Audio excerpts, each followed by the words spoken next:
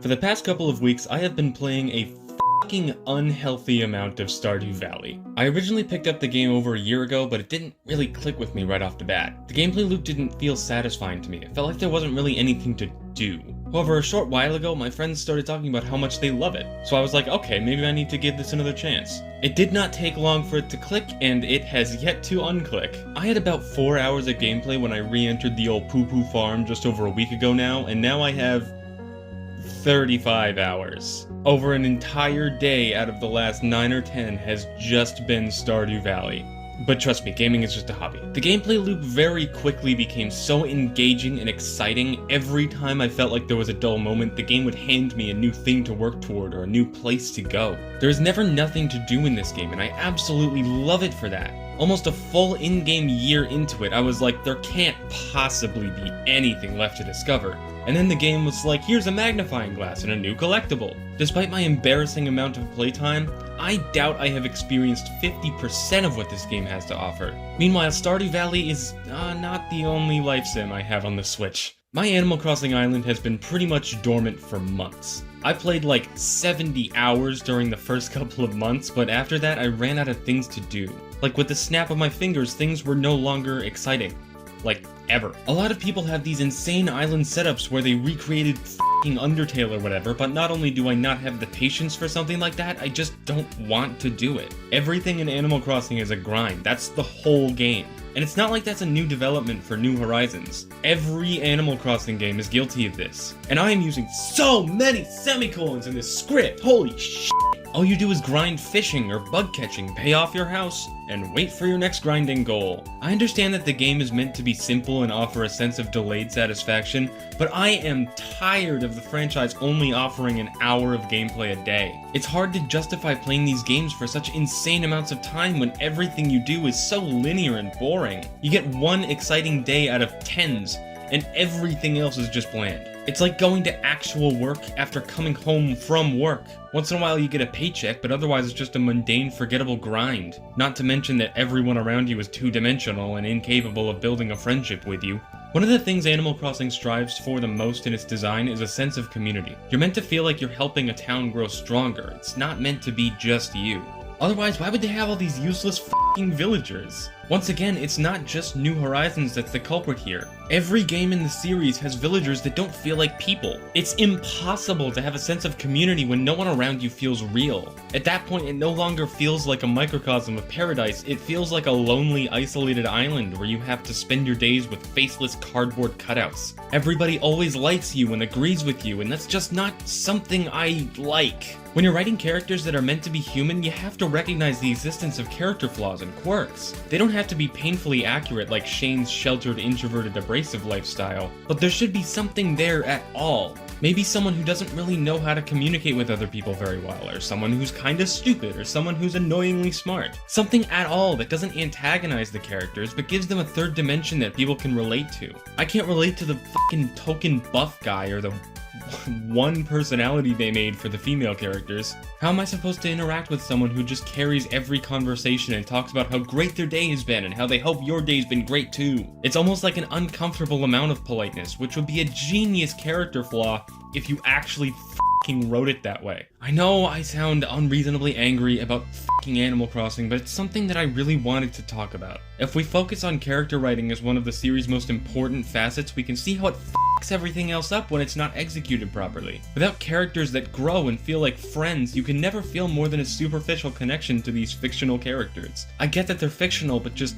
Okay, here's a good example. I'm gonna talk about a book now, and all of you are gonna shut up and indulge me. Looking for Alaska by John Green is one of my favorite books of all time because of the way it spits in the face of linear character development. Without spoiling it, there are two very distinct halves of the book. The first half is just establishing characters and the connections between them. The second half is the overall journey they go on. One half is Expo, the other half is the most engaging literature I've ever read. Like, okay, I read slowly, so it took me probably a month to get through the first half. But once I reached that second half, man, I finished it that day. If you haven't read Looking for Alaska, please do. If you really hate reading watch the show on Hulu, I guess. The show is good. It gets the seal of approval from some pretentious asshole who gets to brag about how he read the book and then watched the show. It's not like the shitty Paper Towns movie, on which I will probably make an entire video discussing how it makes me want to throw myself out of a window. And you know what?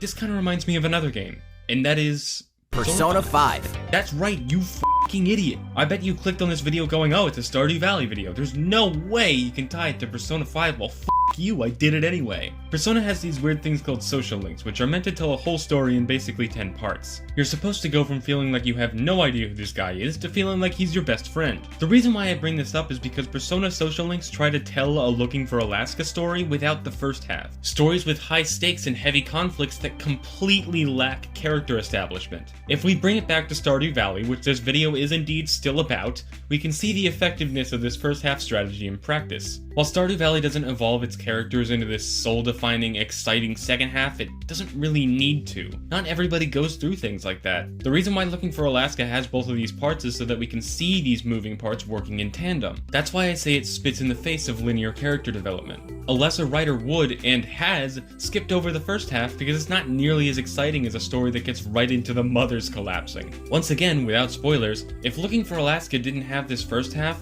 it would be a pretty book. Not because of a lack of shock factor, oops, but also because of a complete lack of stakes. Not intimately knowing these characters would fucking ruin the entire story because it relies so much on this connection between friends. Mr. John Green knows that developing characters and connections through conflict is overdone and tacky, which is why this book finds a loophole and just doesn't fucking do that. It almost feels objectively better because looking at the only other book I've read by him, which is Paper Towns, its characters feel so much less real. Not that it's not also a fantastic book, but now that I have a taste of what this type of writing can do, I feel like every story ever written could benefit from this. Especially two games in particular, and no, neither of them are Stardew Valley. Let's imagine, for the sake of the argument, that Looking for Alaska just ended after the first half. What you come away with is an array of characters that all feel three-dimensional. Every main character feels fully developed and thought out. I mean, it wouldn't really be a complete story, but the characters would have been whole. This is what Stardew Valley does. It takes characters and makes them people. Even getting to know them doesn't trigger some new storyline where their mother collapses or whatever, because the game is content with them just being people. Creating a group of convincing characters doesn't require some dumbass f***ing forced conflict to coerce the player into feeling sympathetic. All you need to know are the characters themselves as a whole complete concept. Whenever you finish a social link in Persona, it tells you that you've established a bond that cannot be broken or whatever it says. But I almost never feel like I've connected to the characters the way the game thinks I do. And especially considering the fact that interacting with these characters after finishing their social links is pretty much useless, it seems like they've just created dolls. These things that come to life only when you want them to. Coming away from most of these social links, especially the more obscure ones like Oya in Persona 5, I know that I have experienced a story, but not necessarily so much a character. I have seen a conflict play out, but that does not inherently mean I am now their best friend forever and nothing can break our bond of friendly friendship. I don't have a fucking BFF ring with Sayoko now that I've seen her patient collapse. What we've seen between these three games are basically a rare three extremes. Character establishment with no stakes, stakes with no character establishment,